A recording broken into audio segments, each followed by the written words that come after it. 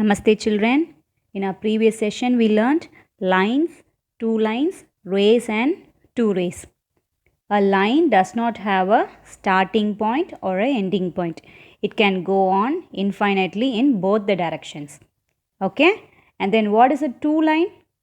If there are lines like this, it is traveling in two directions and there is a equal distance between them. Then it is called as a parallel line. Do you remember this? Next, we learned rays. What is a ray? A ray has a point in one end. It might be called as a starting or ending point, and in the other end, it will be going on infinitely. Okay? And then we saw about two rays. Here we had parallel, intersection and two rays from a same starting point. Okay, what is parallel ray? Two rays will be going in a same or different direction with equal distance in between them. Okay, what is the intersection ray? The two lines, that is the two rays, will intersect at a point. Okay, that is called as a intersection ray. And the third one was two rays having same starting point. It will go in one direction and the other ray will go in another direction. Clear? Shall we begin with today's class? Today we will solve some sums in exercise 4.1. Okay. Look at the fifth question. From the figure, identify the parallel lines. What is a parallel line? Two lines should be going on in a same direction or different direction, that is fine. But the distance between them should be equal. Now check and tell me, what is the parallel line in this diagram? This line is parallel to this line. Same way we can say this line is parallel to this one. Okay, what is the name of this line? The starting, whatever variable is at the beginning, you consider this. Okay, so C, and which variable is at the end? D. So this is one line. Next, A and B. Okay. A and B is another one line segment. So CD and AB are a pair of parallel lines, and then this EF and GH is another set of parallel lines. Okay, this is how you will find the parallel lines. Parallel lines means it must be in pairs only. Okay, 2 you have to write it. Next, identify the intersecting lines. Intersecting means I told you two lines should meet at any point. This position is called as intersection. Okay, two intersecting lines they are asking you. Then what is the intersecting line here? This line CD is intersecting with EF, right? Because these two lines are touching at one point, so we can say this one pair, and then again we can tell the same line CD is intersecting with this line GH. Okay, so this is another one intersection point. Next, look at the line AB. AB is intersecting at EF. EF line is also touching AB, so we can say AB is intersecting at with EF.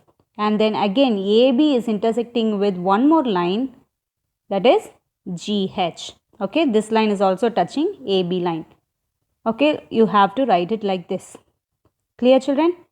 Now third subdivision, name the points of intersection. Just now I told you intersection means two lines should have a common meeting point. Now like that you are going to, they are asking you the point. If they are asking the line, you will write the entire line. But here they are asking you only the points. It means this CD is touching here, right? This is one intersection point. Same way this is another one intersection point. Here is one intersection point, and here is also one intersection point. Here in the line AB, we will have one intersection point here. Okay, these are the intersection point, and we have names for those intersection points. This intersection point is called as P, and the next one is called as Q, and here R, and this point is called as S. Clear, children? So this is how you will write the answer. Shall we move on to the next one? Look at the sixth question. From the given figure, name the parallel lines. In the previous sum, we did it right.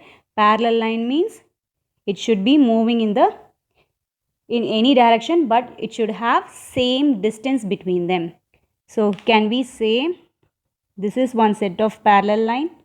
Yes. Again, shall I say the CD is parallel to IJ? Yes.